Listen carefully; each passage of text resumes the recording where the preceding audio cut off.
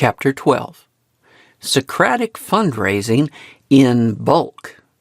Donor Surveys that Work. Socratic fundraising asks questions.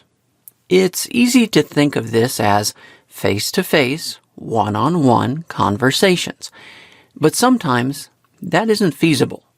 The right personnel aren't available, or their time is too expensive for the gift size, or donors don't want to meet, or there are too many donors to meet, or they're too far away. Socratic fundraising can still work. It's still possible to ask questions. Questions can arise in donor telephone conversations, one-to-one but not face-to-face, donor focus groups, face-to-face but not one-to-one, or donor surveys, neither one-to-one nor face-to-face. Steps. In all of these formats, the steps are similar. The universal steps for a compelling donor experience are original identity connects to challenge, connects to victory, connects to enhanced identity. Socratic fundraising guides the donor through these steps. First, the fundraiser must have a valid reason to ask questions. This then permits questions that connect the donor's identity, history, people, or values with the cause, the charity, or the project. Original identity connects to challenge. Define a personally meaningful victory. Victory connects to enhanced identity. And make a challenge that promises the victory. Challenge connects to victory. Justify asking questions. Questions can work, but questions won't work if people won't answer. The donor must return the survey, attend the focus group, or continue the phone conversation. So we need to justify asking the questions. Reasons can include, I need your help or advice. This might be because I'm new here. We have a problem. We have an idea. You're in charge, or you're important. The reverse is, I can help or advise you. Another is, I'm interested in your story. Legitimate reasons. If you don't care what donors think, don't ask. It's important to have a legitimate reason to ask. It's also important that reasons appear legitimate.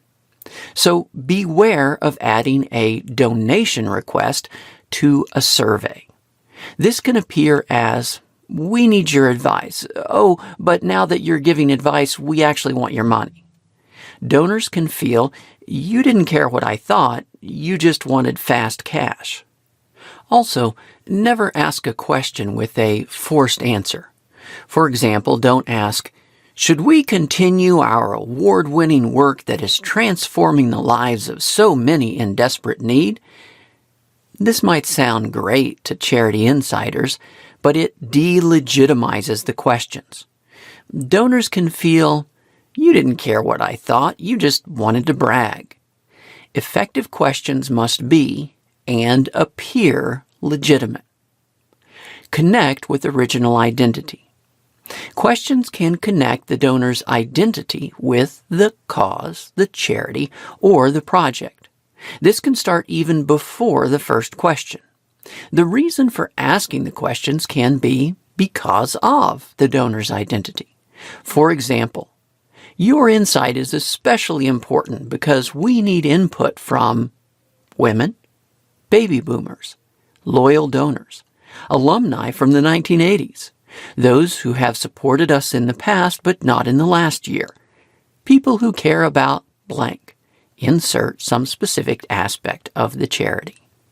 The questions themselves then further connect with the donor's identity. This means connecting with the donor's values, people, or life story. What does this look like? What are some actual questions? It depends on the cause. Let's look at some examples for an environmental charity.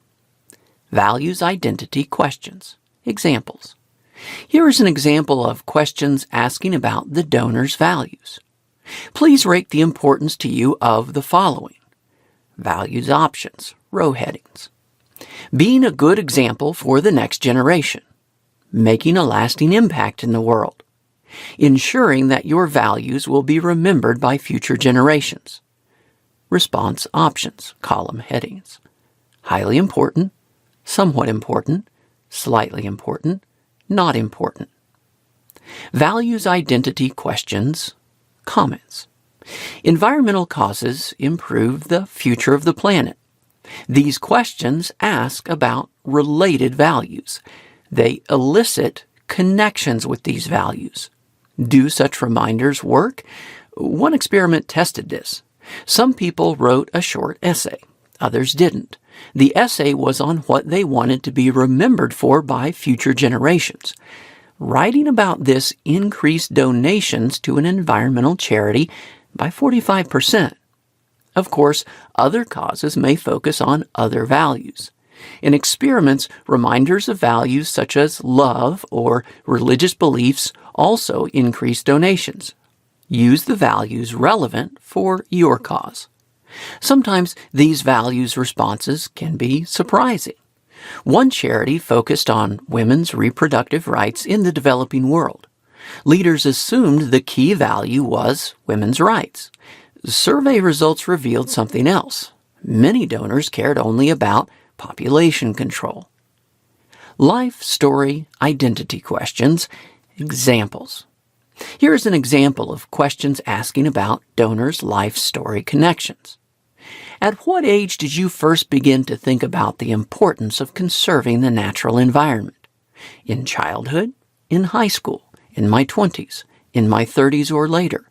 Comments. Which of the following have been important in your life? Check any that apply. Time I have spent outdoors. Time I have spent on a river. Time I have spent in a forest. Time I have spent on a lake. My life experiences with wildlife. My life experiences with wild birds. My life experiences with trees and plants. Comments. When did you first learn about this charity? Within the last year? Within the last 5 years? Within the last 10 years? More than 10 years ago? Life, story, identity questions. Comments. These questions ask about the donor's life story. They connect it with the cause or the charity. This encourages support. One experiment used the first 2 sets of questions. These questions worked. They increased donation likelihood for an environmental charity. These life story questions worked for current gifts, but they were most effective for bequest gifts. Other research matches this. Donors report that life story connections are key for charitable bequests. Neuroimaging shows such decisions engage visualized autobiography brain regions. As this visualization increases, so does interest in a bequest. One study tested phrases to describe a charitable bequest gift. The best added to support causes that have been important in your life. Life story references are powerful for bequest gifts. These questions can help in other ways. They're a great starting point for conversations. Tell me more. They can also reveal key messages. For example, donations were most likely for those noting life experiences with wild birds. They were least likely for those referencing time spent on a lake. Such details might inform project or image choices for fundraising messages. People identity questions. Examples. Here is an example of questions asking about donors' people connections. Do you have more or less than 2 family members who consider conserving the natural environment to be important? About 2, more than 2, less than 2. Were there any family members in your life who were particularly influential in shaping your views on the importance of nature conservation? Check any that apply. Grandmother, grandfather, aunt, uncle, mother, father, sibling, other family member. Comments. We love to recognize our outstanding team members at this charity. Please share any memorable experiences you've had with anyone you've met at this charity. Comments. People identity questions. Comments. The first two questions ask about family member connections. This can help link the donor's identity with the cause. This also sets up a later question. It asks about a gift and a will honoring a family member. The third question recalls experiences with people at the charity. For different charities, this will be different people. At universities, these might be professors. At hospitals, these might be doctors or nurses. Answers to people questions also make great conversation starters. Tell me more. The questions often omit strong negative answers. This is intentional. The goal is to connect donors to the cause. If some connection is absent, we don't want them to focus on that. We don't want them to commit to a strong negative answer. One approach is to group everything negative into a moderate response. Thus, the most negative answer might be probably not or unlikely. This leaves out definitely not or never. In the first question, the lowest group is less than 2. This omits the none response. A prior question used a similar grouping strategy. It asked, when did you first learn about this charity? Answer options included within the last year, 5 years, and 10 years. Notice these aren't exclusive categories. A date within the last year is also within the last 10 years. Uncertainty nudges towards the safer answer. The safer answer reports a longer connection range. This can make the relationship time feel longer. It strengthens the identity connection. Victory questions, examples. Here is an example of questions asking donors to define their victory. On a scale from 0 equals absolutely no importance to 100 equals absolutely the greatest importance, please rate the importance of the work of this charity in the following areas. Environmental conservation. Preserve wetlands for wild ducks and other migrating birds. Protect and restore ancient sequoia and redwood forests in the U.S. Protect sensitive coral reefs around the globe. Victory questions, comments. The next step is to help the donor define a personally meaningful victory. One way to do this is with a victory menu. The menu lists different projects or impact areas. Donors rate the importance of each. This reveals which is the most meaningful to the donor. It helps the donor define his ideal victory. This encourages giving. One experiment tested this for 10 charities from 5 causes. Each cause included a charity with 3 projects. The average likelihood of giving for each charity was 14% when reading about causes, 15% when reading about causes and projects, 19% when rating the importance of causes, 21% when rating the importance of causes and projects. This test included the questions from the previous examples. These worked for environmental charities.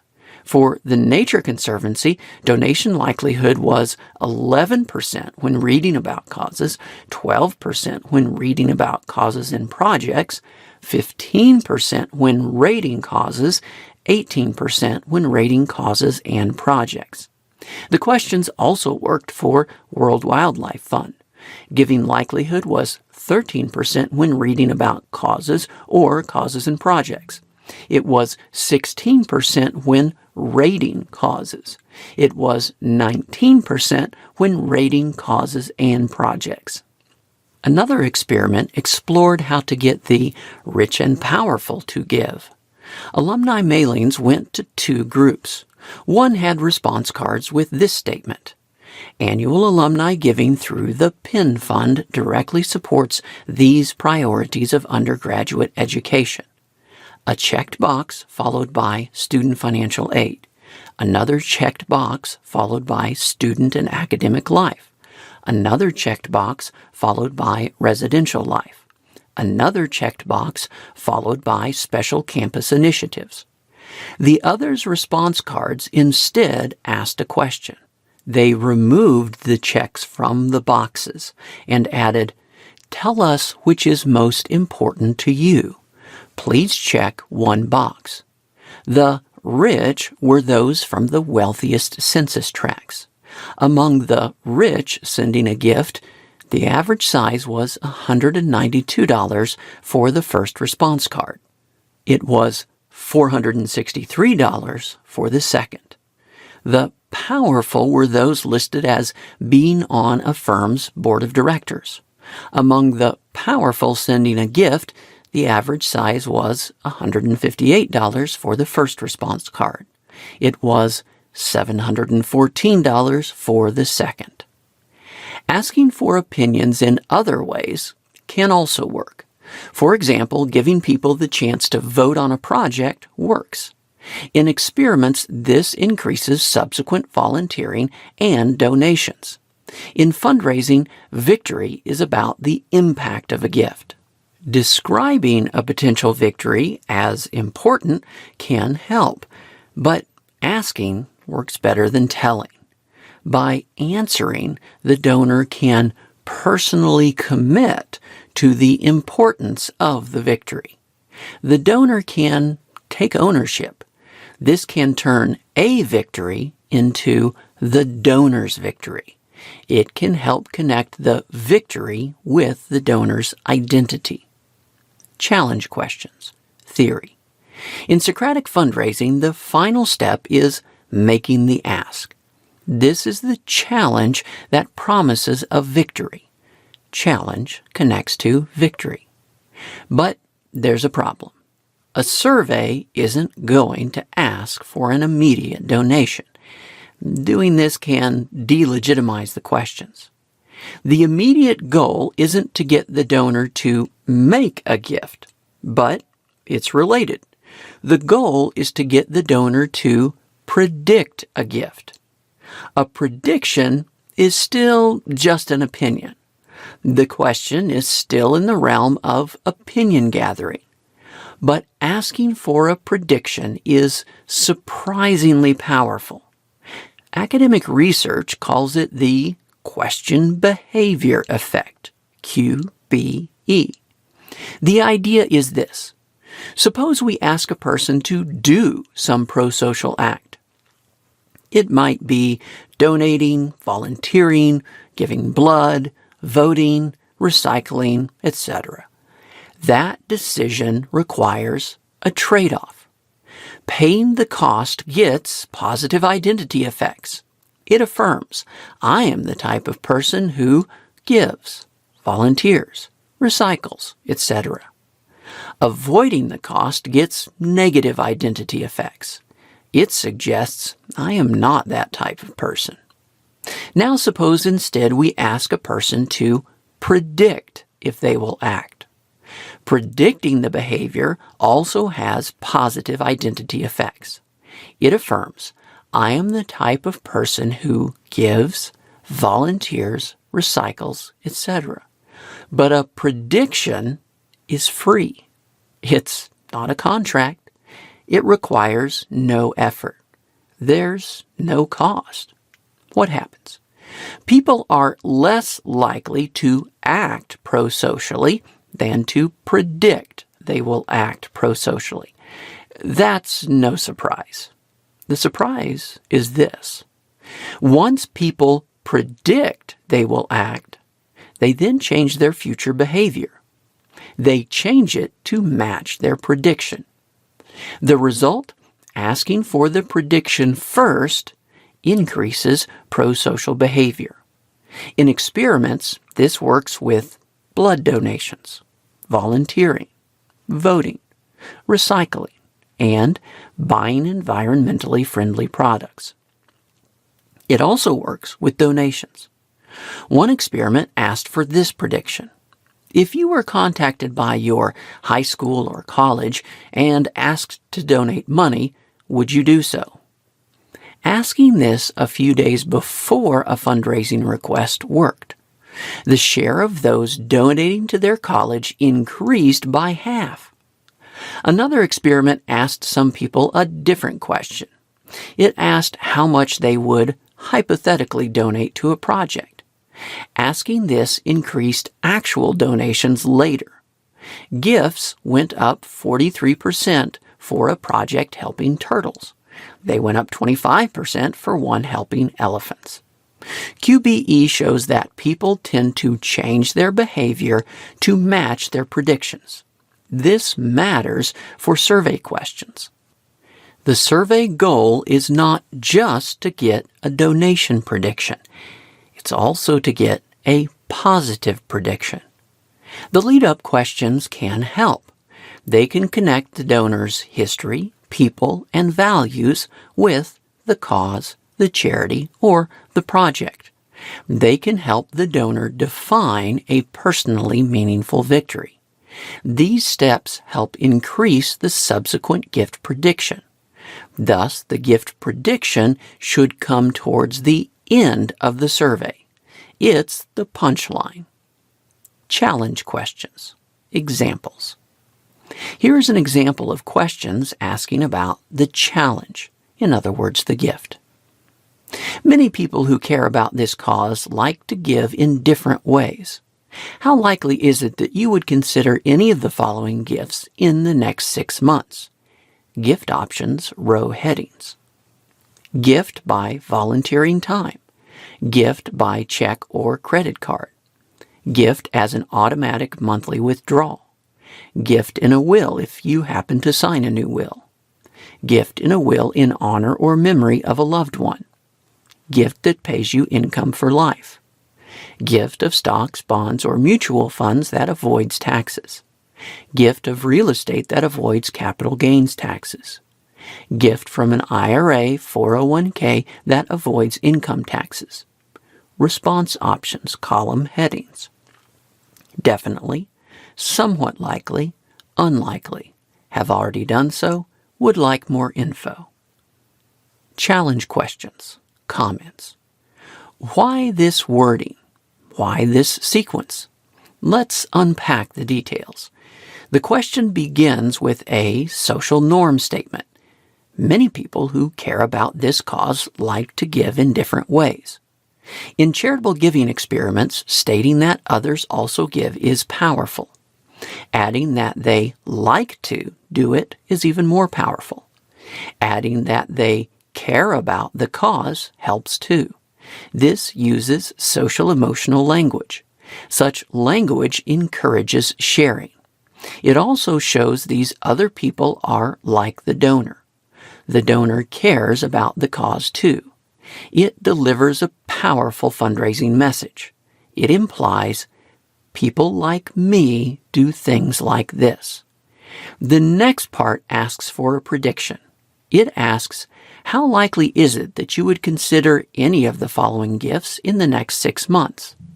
The question predicts likelihood. In experiments asking, how likely is it that you will do X works? It influences behavior more than asking if a person intends to act. Why? Failing to act makes a positive prediction wrong, but it doesn't necessarily contradict a statement about intentions. Predictions are more powerful than intentions. But this prediction is still a soft, safe, no obligation question. A positive answer doesn't cost anything. It doesn't risk anything. The question just asks for thoughts. It's even softer because it asks what the donor might consider. The longer time horizon softens the question even more. Yet, 6 months is still soon enough to warrant a follow-up contact. Challenge options, volunteering. The challenge question uses a long list of gift options. It starts with volunteering. Why? Of course, it's possible that charity needs volunteers, and people who volunteer are more likely to donate. But there's another reason. Asking about intentions to volunteer increases willingness to donate.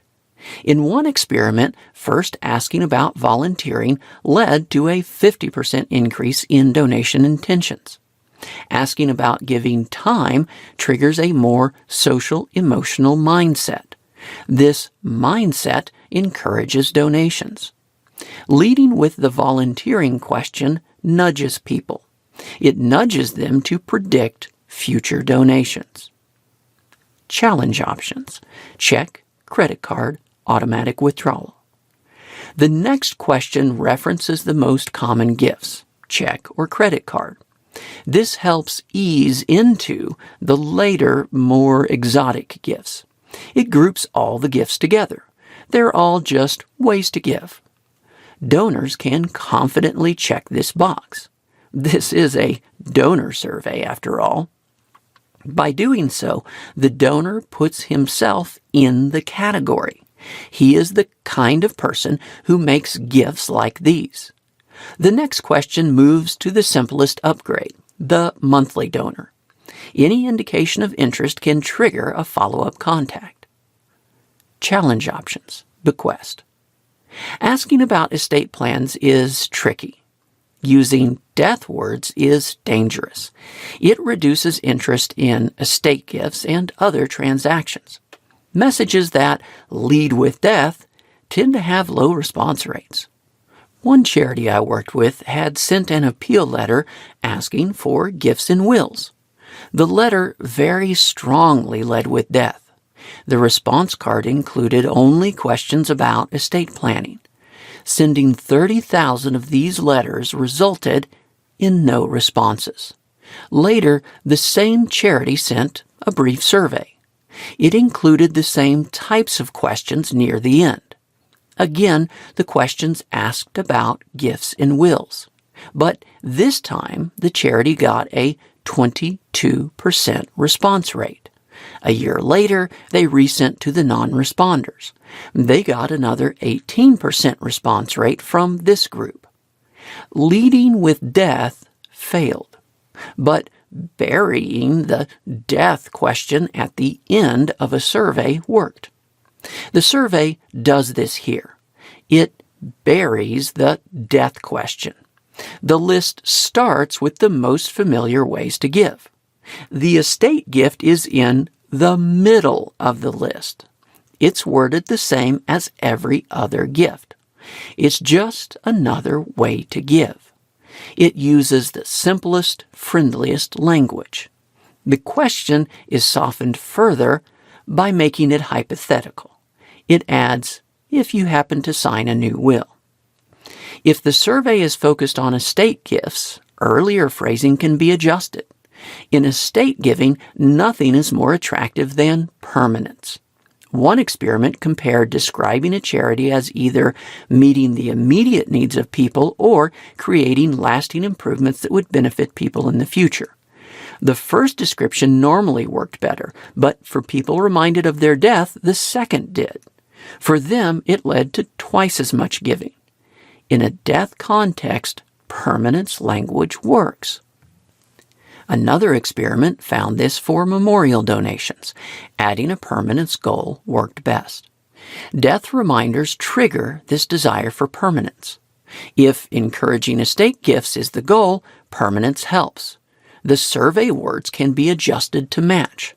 For example, in a project or cause description, the word protect might become lasting protection, permanently protect, protect forever, or protect for future generations.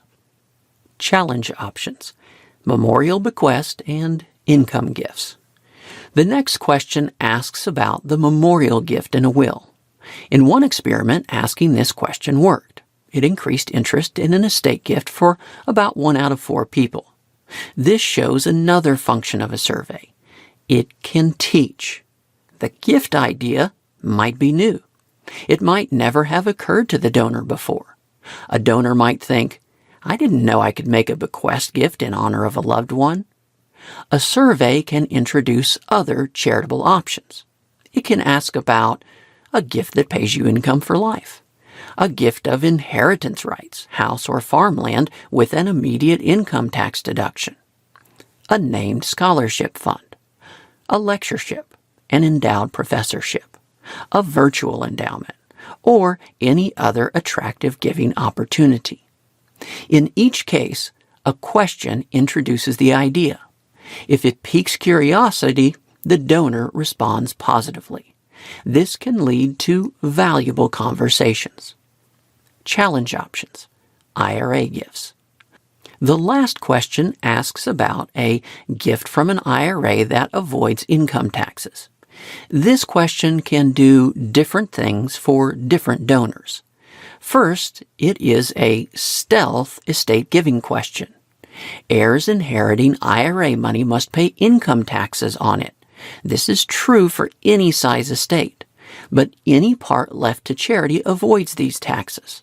The question response can give permission for this conversation. Adding this estate gift is easy. It can typically be done online. For donors over age 70 and a half, another option arises. They can make current gifts directly from their IRA. This money is earned income, but it has never been taxed. If it's donated, it never will be. For donors over age 72, these gifts do more. They reduce required distributions that otherwise create taxes. Challenge options. Gifts of assets.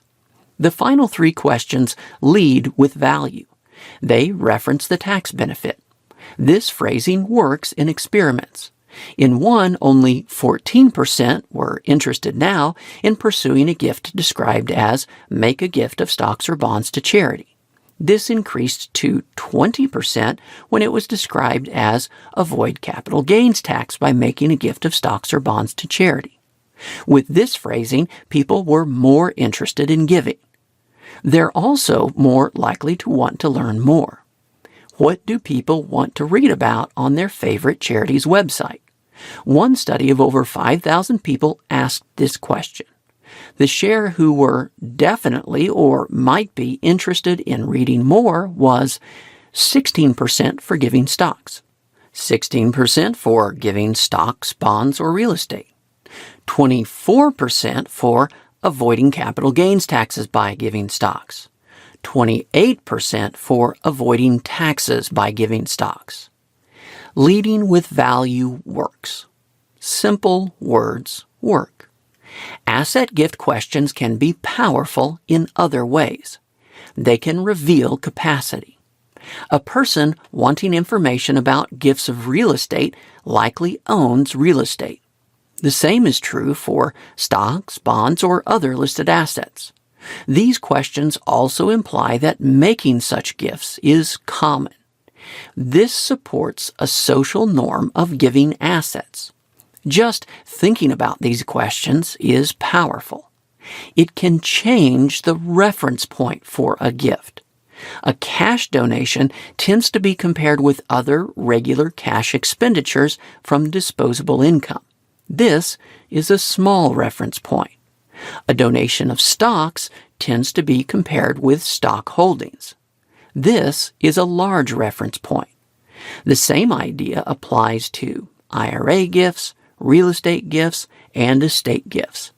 These are not gifts from disposable income. These are gifts of wealth. Wealth is a large reference point. It makes a large gift feel more reasonable. Thinking about such gifts can change a donor's mental accounting. It can make wealth donation relevant. Challenge answers. The column headings give the answer options. Notice something is missing. There isn't a hard no option. The most negative option is unlikely. Why? QBE shows that predictions are powerful. People tend to change their future behavior to match their predictions. So we don't want donors committing to a hard no. Here, that isn't possible. Also missing is a don't know option. These options are attractive. They're easy. But that's not the goal. We want donors to spend time thinking about these types of gifts. Forcing other responses requires more thought.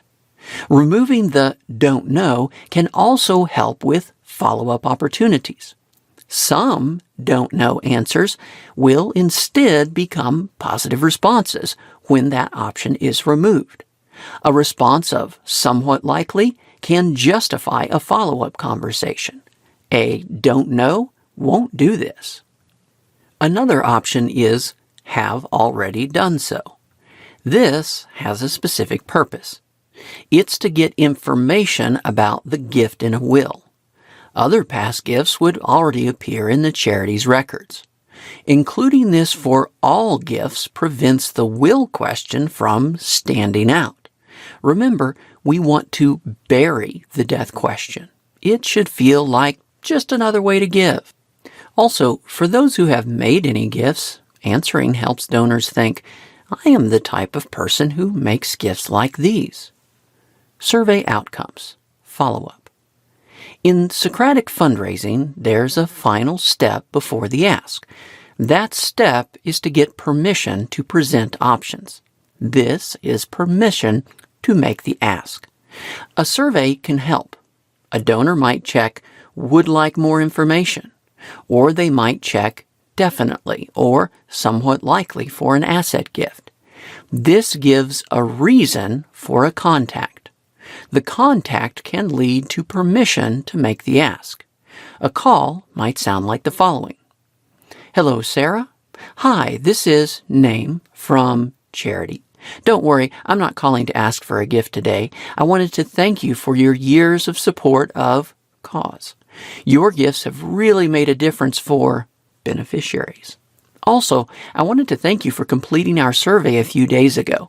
This really helps our leadership. It's important for them to know what matters to loyal donors like you. So thanks for that. I also wanted to follow up with you on one thing. You mentioned in the survey that you would like more information about, might be considering a gift of real estate, of stocks, bonds, or mutual funds from an IRA. I work with many donors like you who've made these types of gifts. The extra tax benefits really make it a smarter way to give. Would you mind telling me if anything in particular prompted you to request the information, consider this type of gift? I'd love to share some examples of what others like you are doing. I think you'll find some of the options interesting. This can also help with your giving to other causes, not just ours. I'll be in your area next Tuesday. Would your calendar allow us to meet at 2 p.m.? Great. I'll put together some options for you. Before we meet, is there anything you want me to know about the real estate, investments, IRA? I know sometimes there are special issues with property, certain types of investments. Of course, this is just one example. There are many ways to phrase this conversation, but the goal is the same. Get permission to present options. That meeting then allows for a soft proposal. It gives examples of gifts the donor could make. It uses any asset details from the survey or the conversation. It shows the benefits of giving smarter. More importantly, it should show the impact from the donor's gift. This impact should be in the areas most important to the donor. Fortunately, the survey reveals that too. This follow-up can be powerful, but it requires changing the way most charities do donor surveys. Charities are used to big mailings. That's how appeal letters work. But it's not how surveys work, at least not if we want to follow up with donors. Follow-up requires sending small batches. How small? Calculate this backwards. Start with the end. How many follow-up contacts can you make in a short time? Divide this by the expected response rate. Divide this by the expected share of surveys with positive answers to key questions. That's the maximum amount to send out. For example, 50 follow-up calls divided by 0.12 response rate. This divided by 0.20 positive answers equals 2,083 surveys.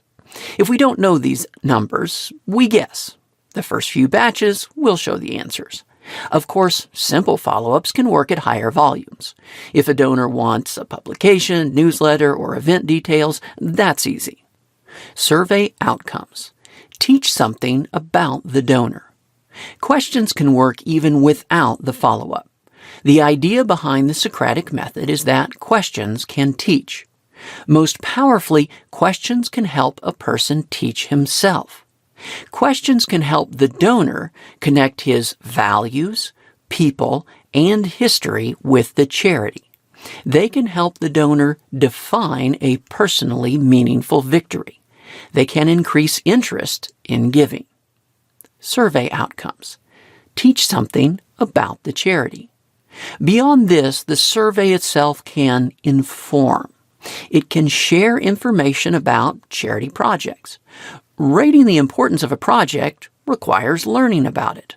A donor might think, I didn't know they protected coral reefs too, or I didn't know they had conservation centers, maybe I should visit. Survey outcomes.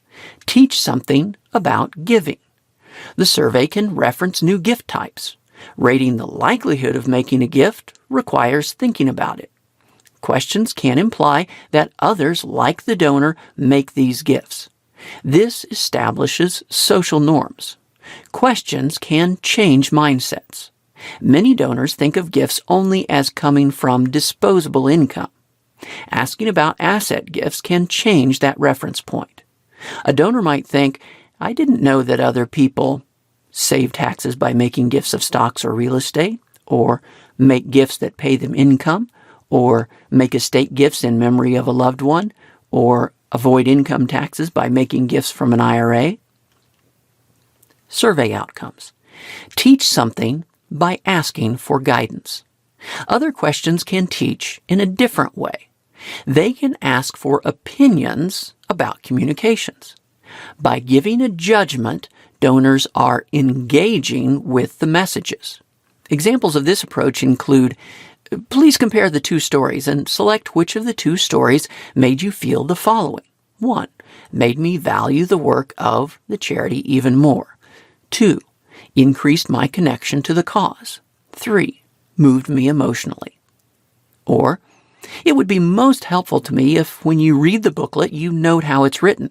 Do you like the style? Are the examples clear? Do you have any suggestions on how we might improve it? Or, which of these ads about giving stocks do you think others will find most compelling? Or, we need your help. Estate gifts have always been critical for this charity, but this is a sensitive topic, so we need your advice. We're considering using one of these two brochures. Would you mind sharing your thoughts by answering a few questions about them? Survey outcomes. Timely reminders. Being top of the mind is important for any donation, but it's particularly important for rare event gifts. The sale of stocks or real estate may seldom arise, but any parts donated before the sale avoid capital gains tax. Being top of the mind before such events is critical. Drafting a new will tends to be triggered by rare life events. Family changes, marriage, divorce, widowhood, birth of a first child or grandchild trigger new planning. Health events, diagnosis with cancer, declining health, do the same. Being top of the mind at such times is critical. A survey can remind donors of these gift ideas. Sometimes the reminder will come at just the right time. Survey outcomes. Learn something. First, a warning. This isn't survey research. It's Socratic fundraising. There are guides for survey research. Don't get confused by these. That's not what we're doing. Amy Lindenberger explains, a good donor survey is not about information. It's about self-reflection. It's a conversation on paper. The donor survey uses questions to guide the donor. It helps the donor discover something about himself. Its purpose is to persuade. But we can still learn something. Along the way, we can receive useful information.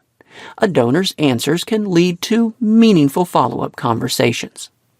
Sometimes we might analyze groups of surveys, but we must keep in mind that these are persuasive surveys. The responses are intentionally biased. This means relative levels will be more meaningful. Asking, "Are people interested in Project X?" isn't the right question. The survey is designed to generate positive answers. The better question is, how does interest in Project X compare with Project Y or Z? Also, questions can measure relative shifts in attitudes. We might want to know, are the legacy fundraising messages working? These gifts won't arrive for many years, but regular surveys can show donor intentions. A shift in responses over time can reveal progress. Surveys can also help improve the charity's words and phrases. Appeal letters can test these for small gifts, but this is harder for major gifts of assets. A survey can help. Phrases or questions that increase predictions will tend to increase donations. We can alter stories, words, or sequencing. Each small batch survey can be another experiment. This testing helps constantly improve the messages. Other survey issues, print or online. Online surveys are cheaper than mail or telephone surveys. Response rates are also lower. The question of which to use depends on the goals. Start with the online survey. It's the cheapest. If the goal is just to get a set of responses, this can be enough. Reaching more people requires more channels. Next, mail to those who don't respond to the online request. This is more expensive. Finally, call those who don't respond to mail. This is yet more expensive.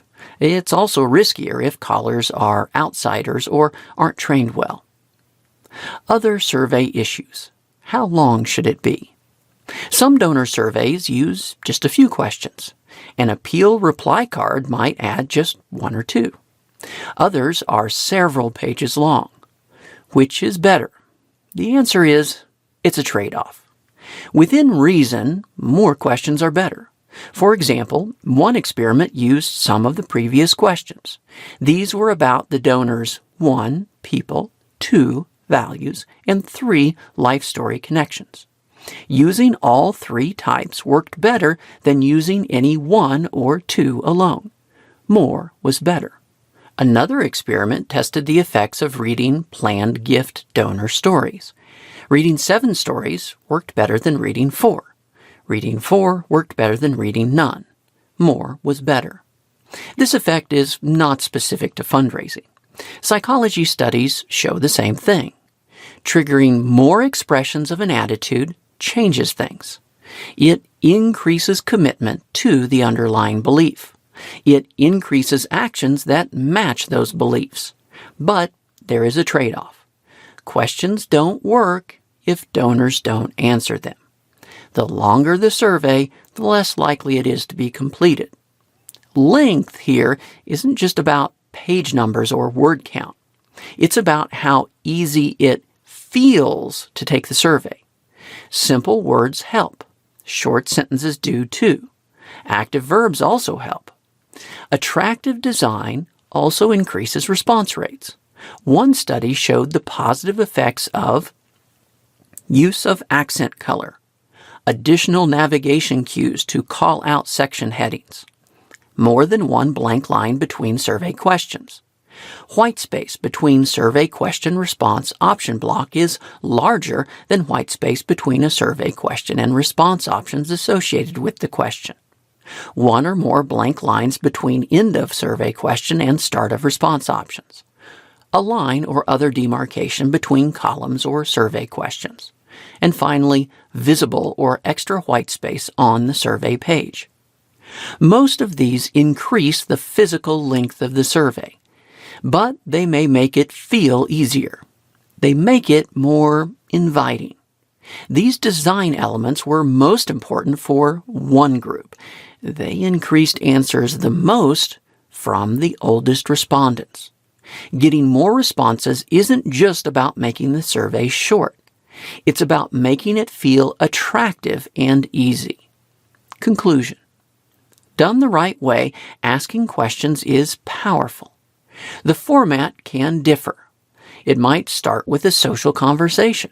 It might be part of a formal campaign feasibility study. It might be a focus group. It might be a phone survey. It might be a paper or electronic survey. But the steps are the same. The principles don't change. Appreciative inquiry is compelling. Socratic fundraising works.